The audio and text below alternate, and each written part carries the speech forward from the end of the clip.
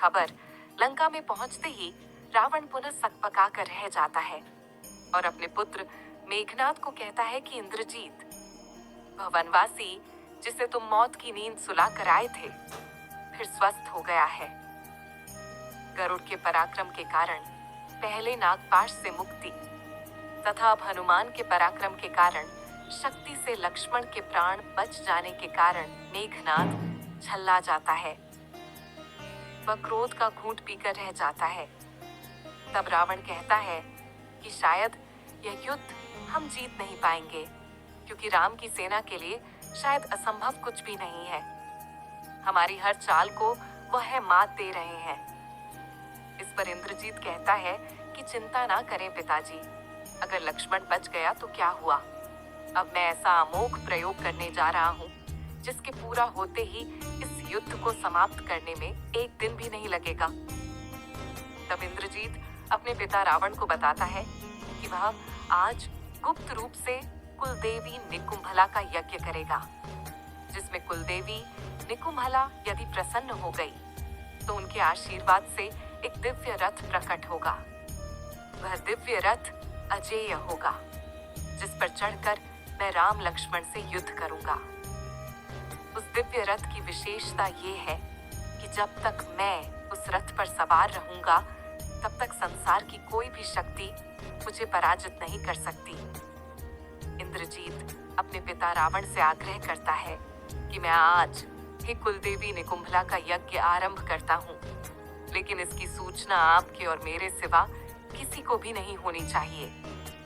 आप एक सेना तैयार करके कुछ बचे हुए योद्धाओं के साथ रणभूमि में भेज दीजिए, ताकि राम और लक्ष्मण उनसे युद्ध करने में उलझे रहे तथा मैं गुप्त रूप से अपना यज्ञ बिना किसी बाधा के संपन्न कर सकूं।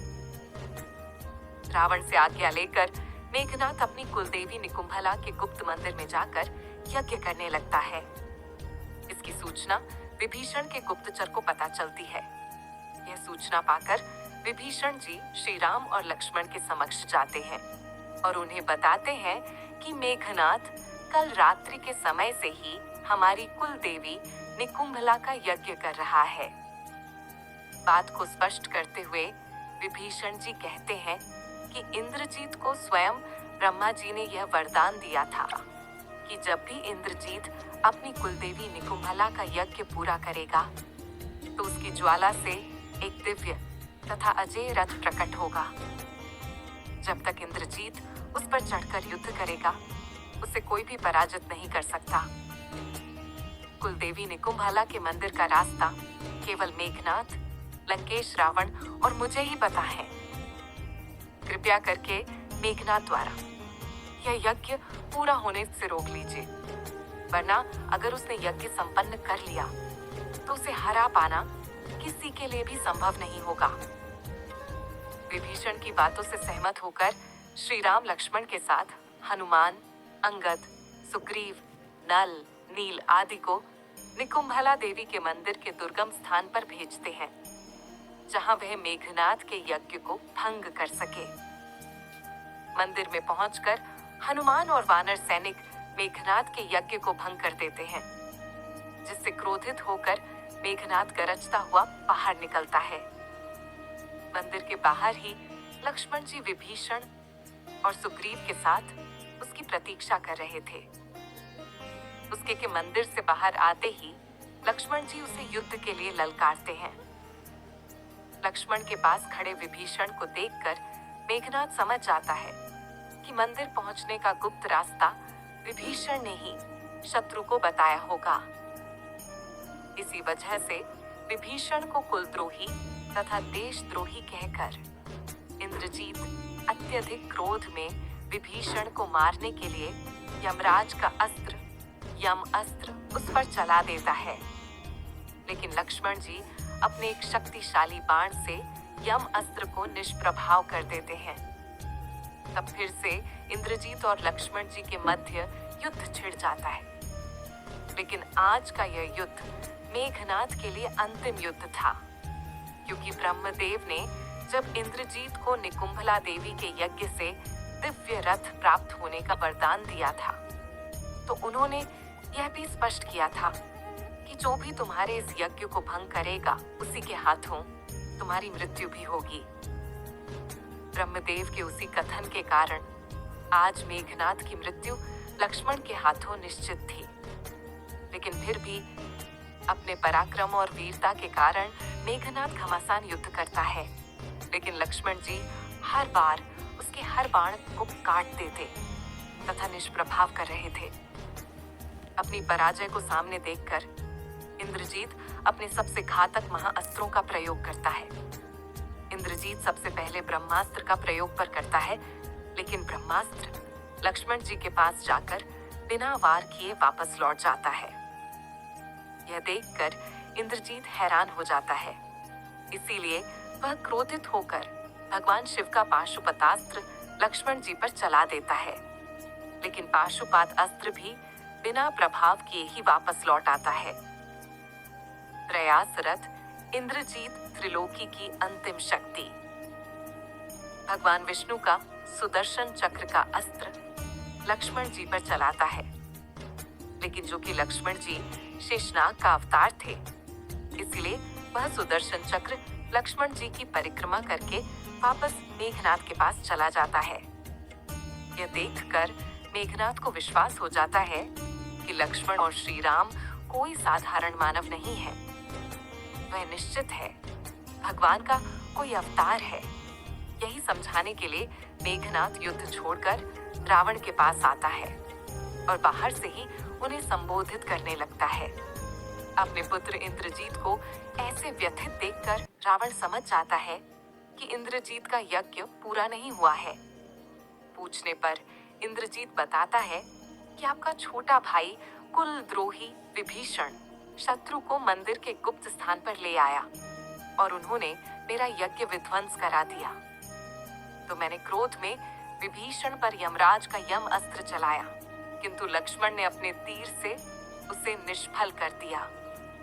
तब इंद्रजीत रावण को बताता है कि आज मैंने लक्ष्मण पर त्रिदेव की शक्तियों से भी प्रहार किया, लेकिन त्रिदेव का कोई भी अस्त्र लक्ष्मण को तनिक भी हानि नहीं पहुंचा पाया। यह देखकर मुझे विश्वास हो गया है कि श्री राम और लक्ष्मण अवश्य ही भगवान के अवतार हैं। आज मेरी मृत्यु को निश्चित है, इसलिए मैं आपको एक पुत्र होने के नाते यह परामर्श देने आया हूँ कि आप खुद को और लंका नगरी को विध्वंस होने से बचा लीजिए। हो सके तो आप श्रीराम से क्षमा मांगकर उनकी शरण में चले जाएं, जिससे लंका के सभी निर्दोष प्राणी युद्ध के विनाश से बच जाएंगे। अपने वीर और सबसे पराक्रमी पुत्र इंद्रजीत के मुंह से शत्रु की इतनी प्रशंसा सुनकर रावण को क्रोध आ जाता है और वह इंद्रजीत पर क्रोधित होकर बोलता है कि इंद्रजीत, शायद तुम अपना मानसिक संतुलन खो बैठे हो जो ऐसी अनर्गल बातें कर रहे हो। तब रावण अपने पुत्र को कहता है, इंद्रजीत, यदि तुम्हें लगता है कि राम और लक्ष्मण भगवान का अवतार है, तो तुम चाहो तो अपने भवन में जाकर विश्राम कर सकते हो। यह मेरी लड़ाई है, मैं इसे खुद ही लड़ लूंगा। इस पर इंद्रजीत कहता है कि मुझे क्षमा करें पिताजी, मैं एक कायर बनकर जीवित रहने से बजाय एक वीर योद्धा की भांति युद्ध में लड़ते हुए वीर गति को प्राप्त होना उचित समझूंगा। इसलिए मैं युद्ध करने के लिए अवश्य जाऊंगा, चाहे मुझे स्वयं भगवान से भी युद्ध क्यों न करना पड़े, लेकिन अपने वीरता को दाग नहीं लगने दूंगा। यह कहकर इंद्रजीत पुनः रणभूमि में आ जाता है और लक्ष्मण से युद्ध करने लगता है। कुछ समय के युद्ध के पश्चात लक्ष्मण जी अपना महाशक्तिशाली बाण द्वारा इंद्रजीत पर प्रहार करते हैं, जिससे इंद्रजीत का मस्तक कटकर भूमि पर जा गिरता है और इस तरह लंका के सबसे शक्तिशाली तथा पराक्रमी योद्धा मेघनाद, इंद्रजीत का अंत हो जाता है। इंद्रजीत का शव देखकर जामवंत और सुग्रीव जी श्री राम से यह कहते हैं कि इस असुर कुमार ने हमारी सेना को हद से ज्यादा क्षति पहुंचाई है और इसने आप पर और लक्ष्मण जी पर भी नागपाश और प्राणघातिनी शक्तियों का प्रयोग किया था। इसीलिए इसके मृत शरीर की हम ऐसी दुर्गति करेंगे कि कोई भी असुर इसे देख तक नहीं पाएगा। लेकिन उनकी यह बात को अस्वीकार करते हुए श्री राम कहते हैं कि यह उचित नहीं है। इंद्रजीत केवल तब तक हमारा शत्रु था जब तक वह जीवित था। मरने के बाद कोई किसी का नहीं होता। मैं इस वीर असुर कुमार की वीरता को प्रणाम करता हूँ। तब श्री राम हनुमान को यह आदेश देते हैं कि मेघनाद के शव को पूरे सम्मान के साथ लंका को सौंप दिया जाए। हनुमान मेघनाद का शव ले जाकर लंका के द्वारा के पास रख देते हैं, जहां से लंका के सैनिक उसके शव को ले जाते हैं।